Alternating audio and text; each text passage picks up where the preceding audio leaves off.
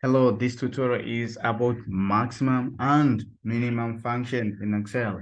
So you might have a very big set of data and then you are interested in only finding the maximum and the minimum values. How do we do that one? Let us now just try for the given sample data.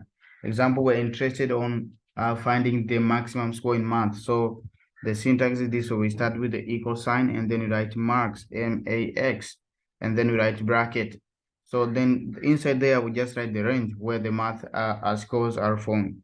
So the math scores on my side are found from B2 up to B10. So up to B10, right? And then close your bracket, then press on enter key. So the maximum score, the highest score in math is 90. So for science, what is the maximum score? So I start with the equal sign and then I just write max, and then the range for science is from C2 up to C10 and then close the bracket. So this is the maximum from the fastest score in science up to the last one. So the maximum becomes 88.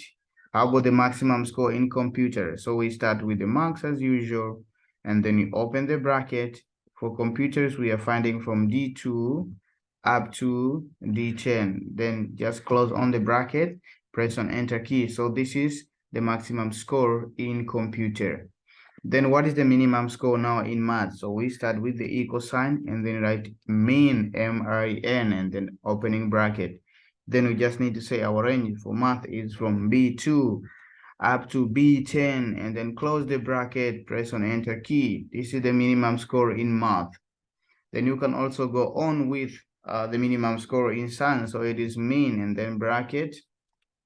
And then the range for science is from C2 up to C10, and then you close your brackets, press on enter key, your results will be there for science. So for computer is equal and then min, then bracket for computer is from D2 up to D10, right? And then close your bracket, press on enter key. The minimum score for computer is 61. The next one is the maximum of all the subject. What is the highest score in math, science, and computer?